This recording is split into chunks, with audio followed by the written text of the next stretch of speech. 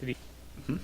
Hey, welcome to another Bagnaboard Bite brought to you by BagnaboardCast.com or just Bagnaboard.com. You go to either or. Yeah, you'll find us. Got two sites. You found this. We trust you know how to use the internet.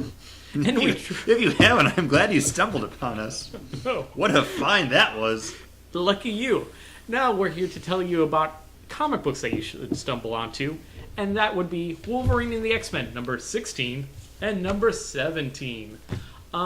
We always do these books together, Well, because Marvel double ships. and I thank them lot. for it. What's great about this is it's just fun. Jason Aaron has been telling a fun Wolverine and the X-Men story ever since number one. We get 2 issues a month, and it's one of those books I'm always looking forward to both of them, and I've always enjoyed both of them. What I love about it is, just like Chris said, a fun Wolverine story. A lot of times when I thought of Wolverine before this series is that dark Frank Miller, like ninja, just killing things and being the badass, you know? Which I never enjoy that character.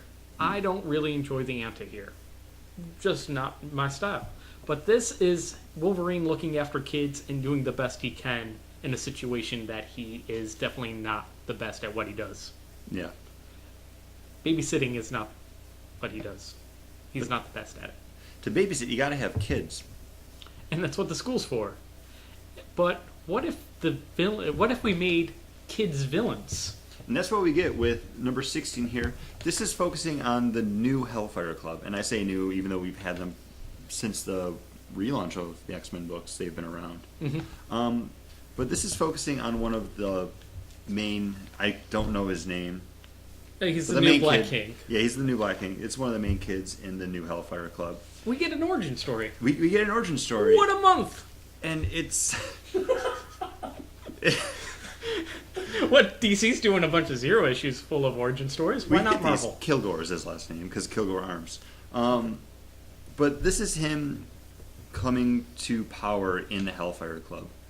And it's still a fun story, even though it's about this kid that's trying to overthrow his dad in the Hellfire Club and take over the reins of his company.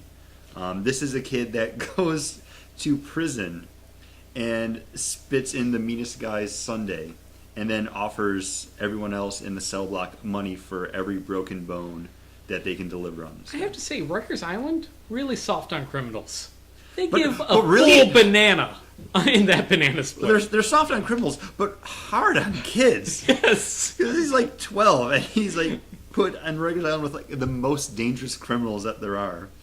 This dude's gigantic. He smashes a table. But look at that size of that sundae. It's a big Sunday for a big man. So maybe got he big snuck into hunger. the kids' ward to get the sundaes. No, there's other people there. Well, when you hear they're handing out sundaes like that, who wouldn't come and running? True. Lactose intolerant That's people. That's, well, that's about it. They get the runs another way. No. Lactose intolerant. Yes. But also, what I love about this Kilgore kid, it's what if Charlie Bucket gained the reins of Sentinel creating machinery? It's just like, what kind of crazy Sentinels could a little kid think of?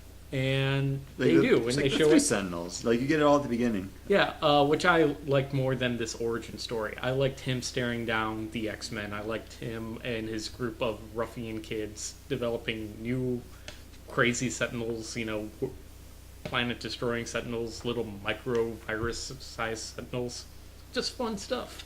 And I have to mention the artwork because I love Chris Bachalo on this book. He's one of those artists that I've always enjoyed just from when I kind of started thinking about getting back into comics when he was doing the Cliffhanger series Steampunk. Just a very energetic, expressive style. He's changed so much over the years, just from the 90s when he was doing the Death miniseries off of the Sandman spin-offs. But we see a return to one of his favorite little things there is checkerboards. He always used to have checkerboard patterns in his book, and I'm excited to see that again there because it's like one of those little throwback things that made me It's all smile. digital put in, so it's not like he sat there and drew it. No, but it's But one of those like director trademarks almost. I can understand that. But if you want a trademark or signature look to a book, you hire Mike Allred to draw it. And Very distinct. yes, and you bring him back one of the characters that he had introduced in the X-Men universe, Dupe. Right? That's how you pronounce it. It's Dupe. Dupe. A green blob who... He's Slimer from the Ghostbusters. Yeah. With He's an X-Men for some reason. an attitude. Yeah. And likes his girls. And doesn't speak English. He speaks in this weird bloobity blah blah language. You can see it up Hence why I don't know how to pronounce his name. there. Yeah. But he's an integral part of the Jean Grey school, and we find out why in this book, why Wolverine had to bring him in. Because he's there to deal with the threats to the school that only he has his ear to the ground to find. Before they become a threat to the school, which is the exact reason Wolverine left Utopia, because Scott was using people to deal with the threats to the X-Men before they became threats to the X-Men. Yeah. But he's a green blob, so it's okay. It's okay. And this book, if it wasn't written by Jason Aaron, I would believe it was written by Mike Allred, because Yeah. it's just crazy where you have them fighting the League of Nazi Bowlers. One of my favorite ideas ever. I hope they all bowl left-handed.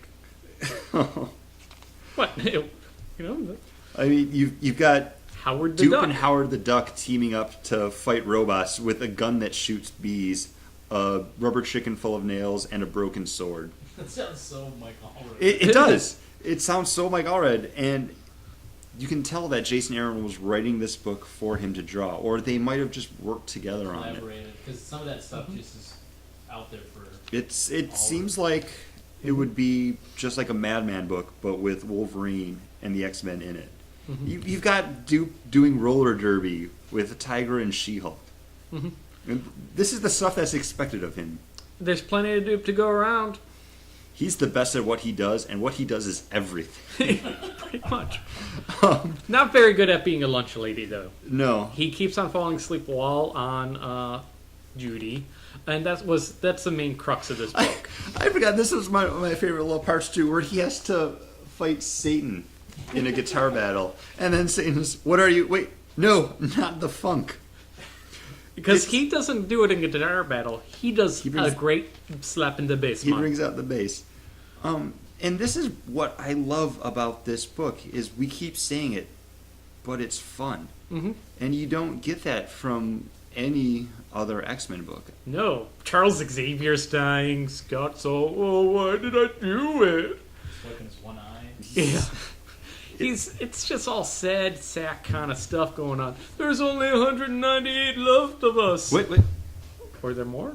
There could be now. Nah, yeah. We don't know yet. We don't know the aftermath. Everything's uncanny, even the X-Men.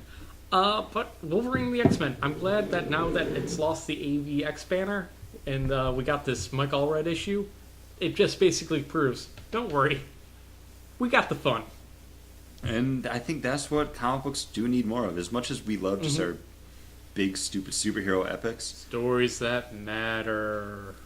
we like fun comics. And Wolverine and the X-Men, it's one of those books that continually does deliver that. Even in their serious issues, there's always something there, whether it's something from Quentin Quire or like Beast being absolutely ridiculous.